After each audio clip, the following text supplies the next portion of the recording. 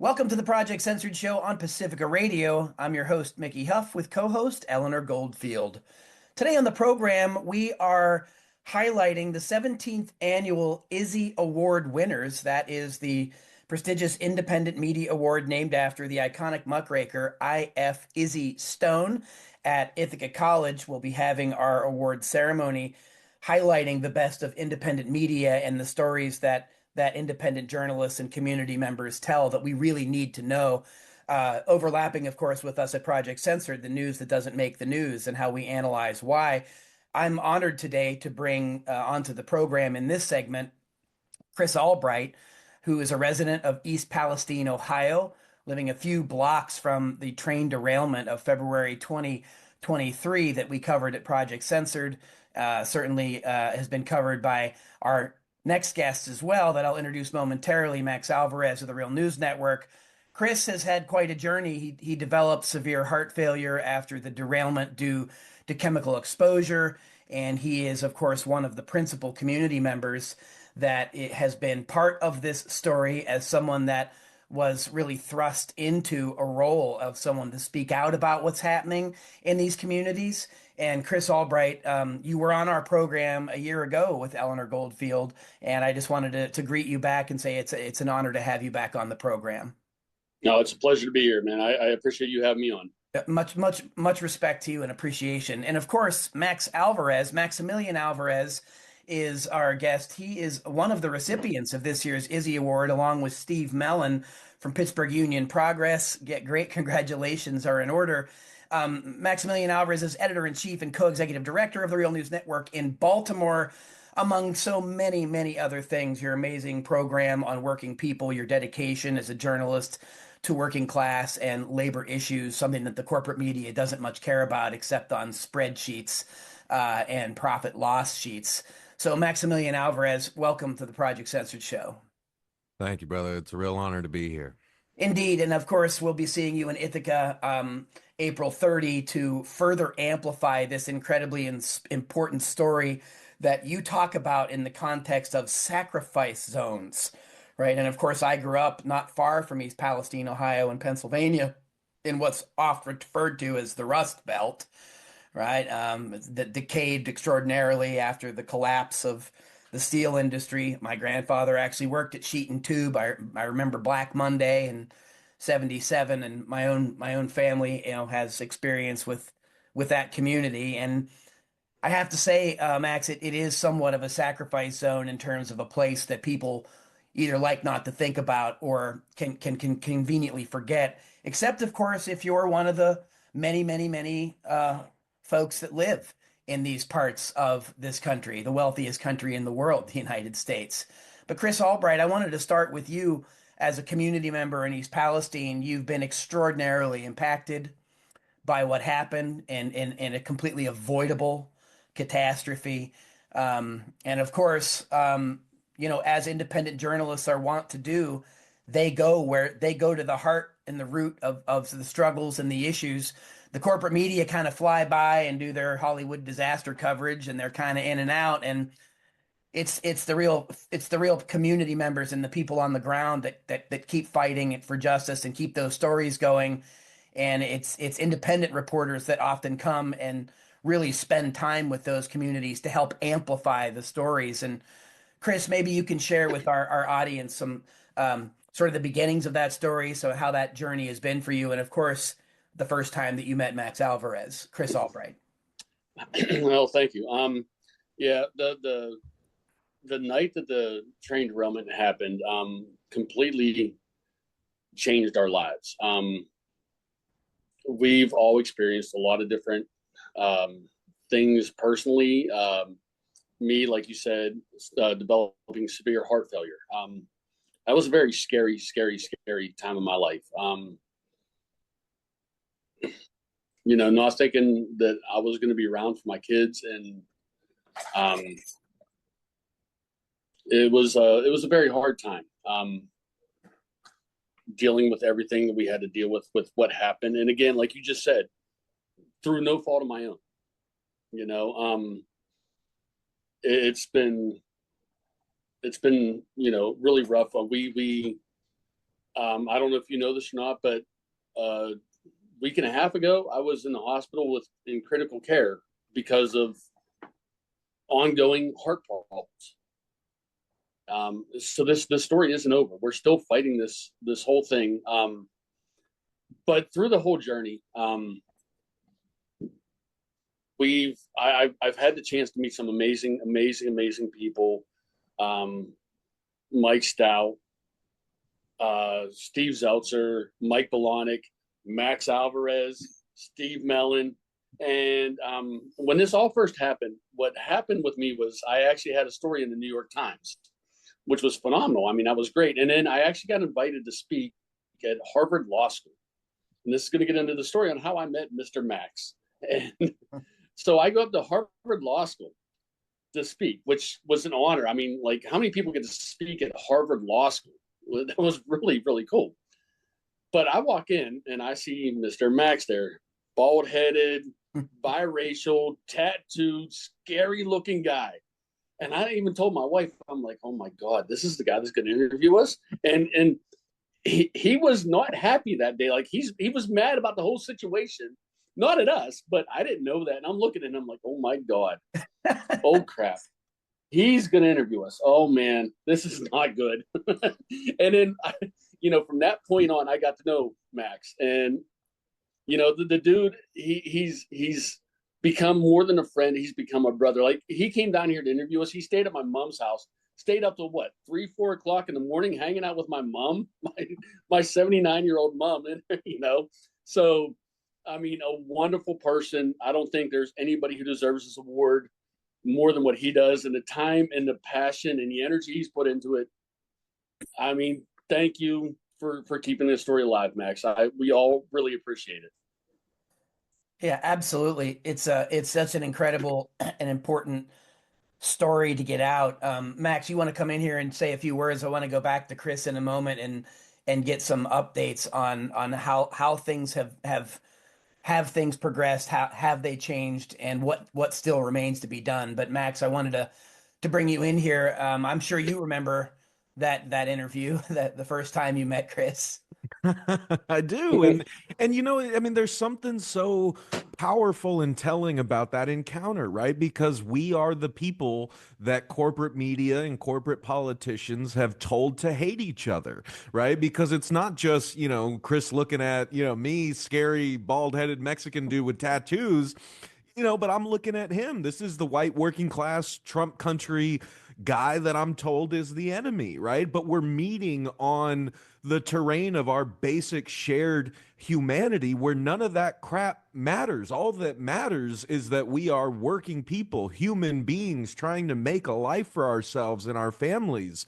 And that has been taken away from us by the corporate greed and government negligence and the corrupt marriage between those two things that result in entire families, communities being sacrificed like East Palestine and the surrounding areas have through no fault of their own. They did not ask for this. They did not deserve this. They did not cause this. And yet they have been the ones paying the ultimate price for it. Chris is still paying the price for it. He and his neighbors are going to be paying that price for the rest of their lives. And we don't even know what the bill is going to be. We don't know.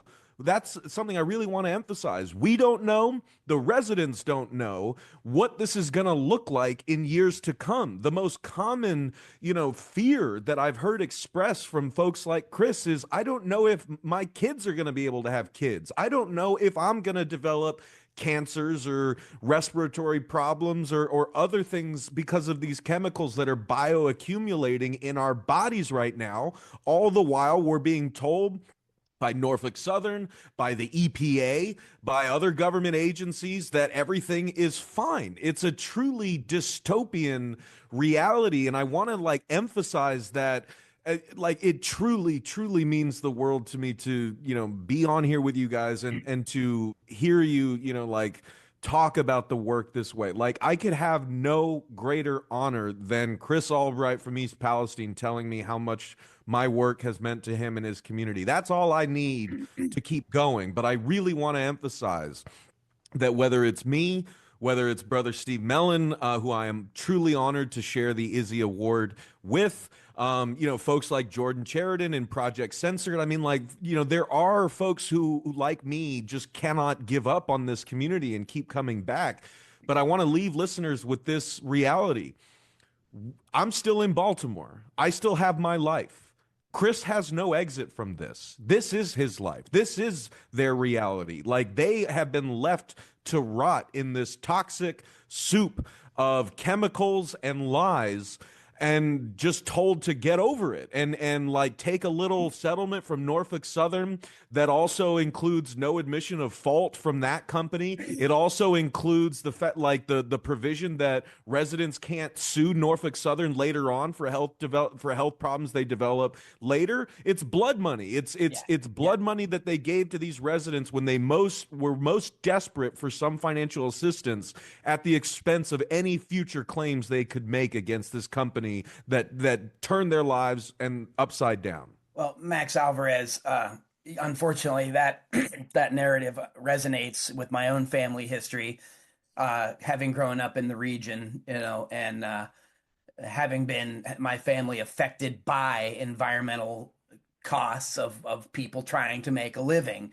And that other part, that you mentioned about blood money and not admitting any fault or guilt is one thing, but then not doing anything about it, not doing anything to prevent other kinds of catastrophes and these other kinds of sacrifice zones. Chris Albright, just to bring you back in here, and this is ongoing. Again, some folks might say, well, hey, we saw this short documentary that was put together, the train wreck in Trump country, partisan politics, hasn't really helped places like East Palestine, Ohio. We know, but and of course the reporting from Steve Mellon, Pittsburgh Union Progress, and others. But Chris, this story has been 2 years in the making. It's arguably longer if you look at the negligence that leads up to it.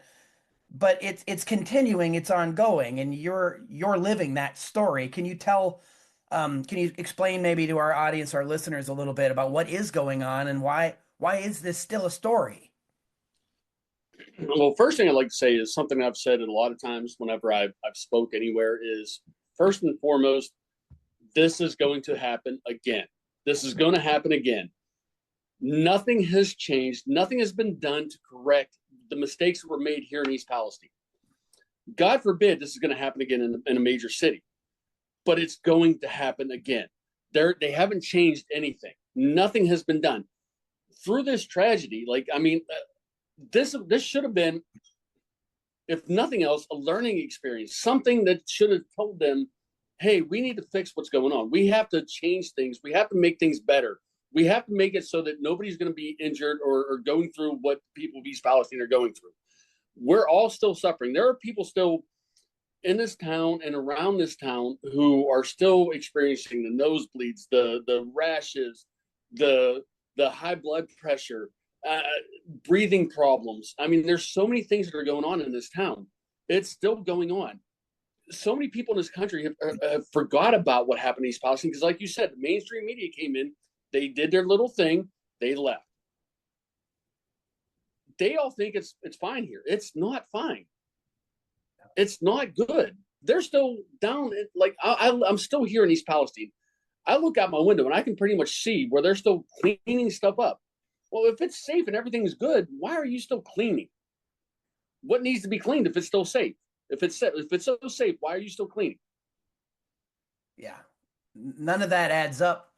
None of that really adds up, Chris. And I know that you and other members of the community are not just concerned about yourselves. You're concerned about the future of your families, your children. Absolutely. Who are very vulnerable to environmental toxins and other things. Not to mention the stress, the massive amounts of community stress that have been put on the community. And I know that, Max, one of the things that you were doing, and you're often good at sort of getting out of the way of that story to have the people in the community tell their story. And you tell it, instead of telling the stereotypical story of division and hyperpartisanship that the corporate media wants to feed us all the time, you let the community tell a very different story. And it's not about right and left and red and blue. It's about right and wrong.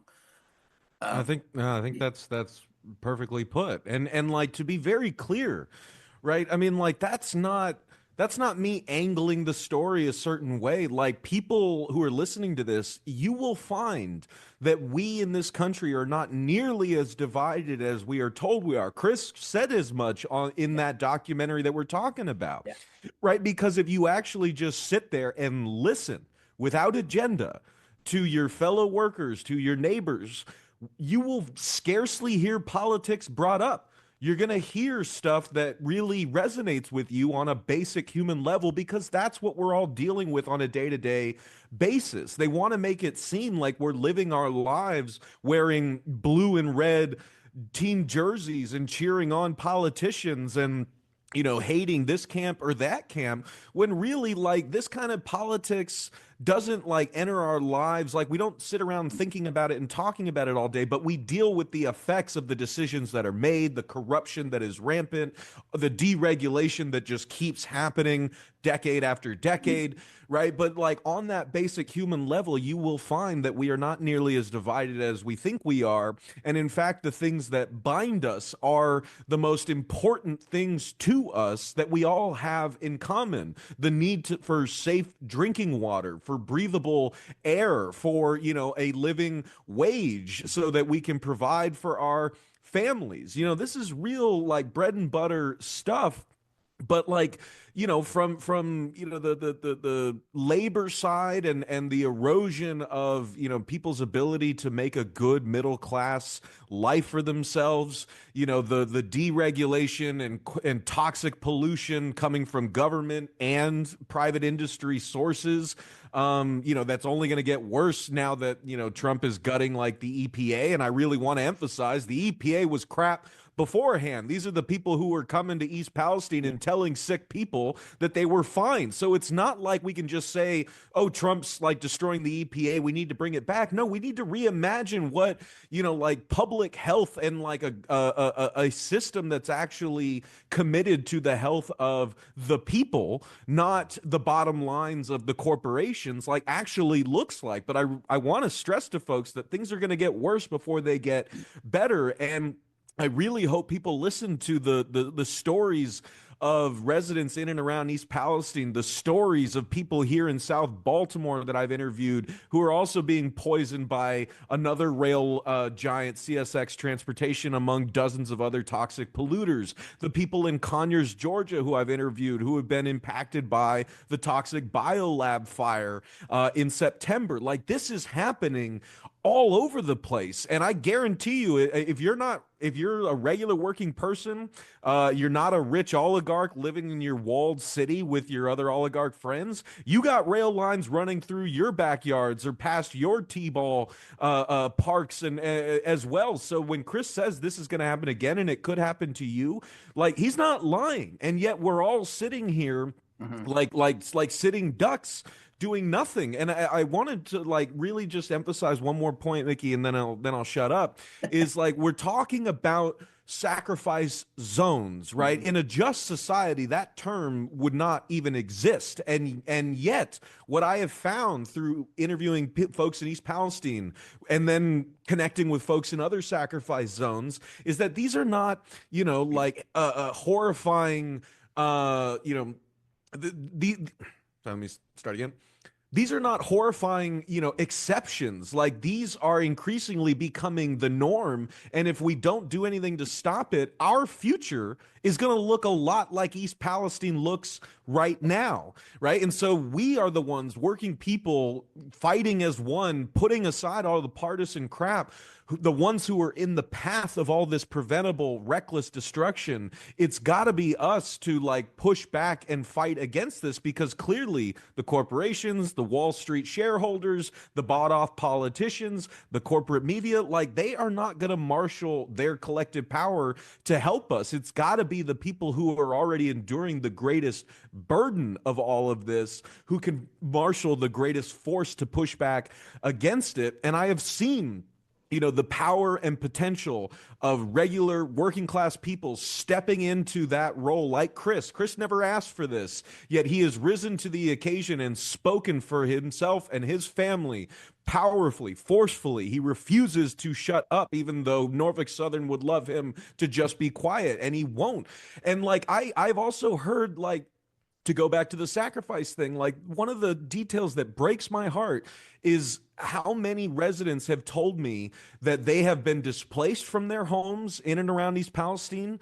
They're living in trailers. They're living with family. They're accruing the financial debt that causes, while they're still holding on to these toxic houses and apartments that they don't want to sell off to anybody else, because they're like, how could I in good conscience pass off this poisoned home to another family? And it makes me think of the plague villages in like England that I visited during the Great Black Death.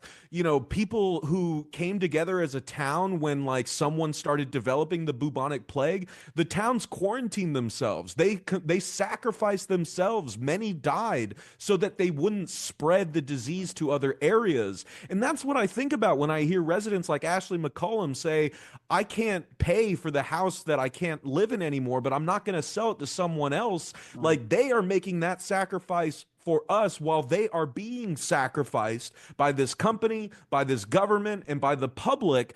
And like that should not sit right with any of us. That is an injustice that I can scarcely, like calculate the degree of, but like that is the level of inhumanity that folks like Chris are dealing with every single day.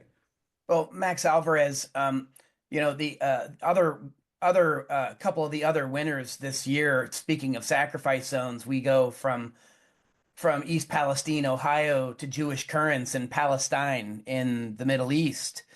And we go to the San Francisco Public Press, writing about how the U.S. Navy conducted unethical radiation experiments on over 1,000 people in the public without their knowledge for years in a predominantly African American community. And that story is an old story, but it's part of that time continuum that Chris was talking about, that this isn't the last story. This is just another story. But rather than it be a blip on the timeline, every one represents a major catastrophe for people's lives, for their communities. And why do we not, right, collectively go and redress those grievances? Why is it not all of our responsibility to address those and demand accountability from companies that act with impunity? And no matter who's in the government, red or blue, they still turn blind eyes. Let's not forget it was the Democrats and Joe Biden that intervened to break up the railway strike when they were trying to fight for labor issues about brake safety and other things. Allegedly the Democrats are the party of labor. Keyword there, allegedly. But Biden helped undermine that, just as we saw with Republicans. It's a bipartisan disaster in that regard. And Chris Albright, I want to bring you in to wrap up our segment here to talk about what are some things that are going on right now. I'm incredibly sorry to hear that you were unwell even a week ago. What are some of the next steps, and what are some things that we all might do out here that we're listening? What can we do to help, really further amplify these stories and galvanize more support for what's happening? Well, first of all, I would definitely say, don't let this story die. Like, again, the mainstream media left us behind. If it was for people like Max and Steve and everybody keeping this story alive and keeping it going, we'd be totally forgotten about. And that's a very important thing, because we have to keep this going. We have to keep the momentum going. We have to let people know that we're still not right, because so many people think that everything was fine and taken care of, and it's not. They, like, our government left us. The government agencies, the EPA, the CDC, everybody has left us. They forgot all about us, and we can't let that happen. Not just here, but in other sacrifice zones, just like Max was talking about, everywhere. And if we can get all these people together, if we can somehow organize everybody together and make some noise, and let the government and let the president and let all these different agencies know that we're not sitting down, we're not going to take this, we've had enough. We have to make a noise. We have to keep it going. We have to we have to band together. We have to join together. We have to tell them that this is enough. We're people. We're the people of this country, and we're the ones being affected by it. Yeah, We got to absolutely. keep it going like that. Absolutely. One other little small thing too. I want to, we're talking about red and blue and Republican and Democrat. Like when I met Max, like I'll say this right now, which I don't normally do in a way, but I'm on the right side. I'm definitely, on that side there. Max is not. Mm-hmm. But you know what? It didn't matter. It didn't matter. And that's the biggest thing. Like Max said, like it doesn't matter whether you're right or left or red or blue. We're people, and we have to come together on that there. I don't care if you're a Democrat, an independent. I don't care what you are. That shouldn't matter to you. What matters to me more is do you like your chicken wings boneless or bone in? That's more important to me than whether bone in, Chris. Be a good person. Be a good person, and it doesn't matter after that there, and that's why me and Max connected. Yeah. He's on the other side of the fence than I am, but it doesn't matter.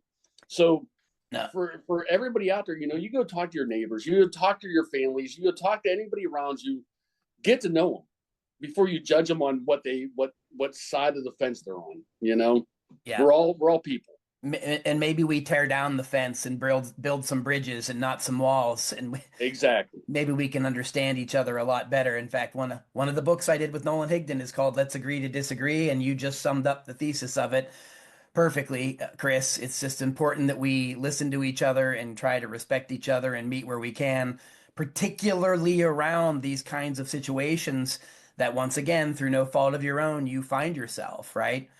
And the struggle continues in East Palestine, Ohio, as it does in other sacrifice zones. Chris Albright, I just want to thank you for sharing the story and sharing your time with us here today. At Project Censored, we'll do our part to keep ringing that bell to draw more attention to your situation and your story, because it's our story too. And so I just appreciate you coming on and still fighting that fight. And Max Alvarez, of course, as always, it's a pleasure to talk to you, editor-in-chief at the Real News Network, co-executive director, realnews.com. Any final words, Max, where people can follow some of your work? And again, congratulations on your recognition for a good story, your excellence in reporting in independent media that is really, along with people like Chris Albright, is keeping this story alive. Thank you, brother. I'll be really quick. Yes, please, to everyone out there listening to this, we need your support to keep reporting on stories like this. We're going to keep coming back, for as long as it takes. But we need money. We need support. We need you helping share those stories so that people know about it. So please do go to therealnews.com/donate. Support us, support Project Censored, support Pittsburgh Union Progress. Our brothers and sisters there are still on strike. They've been on strike for 2.5 years. And while doing some of the best reporting anywhere in the country on East Palestine. So shout out to them. And I condemn the union busting, strike breaking actions of the Pittsburgh Post-Gazette ownership. And I call on other media organizations to do so and stand in solidarity with our striking colleagues at the Post-Gazette. And the last thing that I would say on that front is, if folks are wondering what they can do to help, I would again point you to listen to the residents. They have told us over and over again what they're going through, what they need, and they have made very clear demands on both the Biden administration and the Trump administration, the key one of which is to issue a disaster declaration for East Palestine, which would unlock a federal bevy of resources, including government-funded health care for this town and for the surrounding areas in Pennsylvania and farther afield, where people are also dealing with health effects and will be dealing with them for years to come. The government could declare a disaster declaration. Vice President J.D. Vance went to East Palestine on the second-year anniversary of the derailment and said that he would not do that. But residents have asked the Trump administration, they've asked the Biden administration, and they've gotten nowhere. So, if you want to know what you can do to help residents, amplify their demands. This administration loves declaring emergencies at the border, emergencies, like willy-nilly to justify their own policy ends. So how does East Palestine not qualify as a national disaster? Like they could help right now, but they need you to help amplify their demands. And thank you so much, brother, for having me on the show and for having Chris on. I appreciate it. Max, is certainly it's an honor to have you and Chris Albright on the program to continue to amplify this story.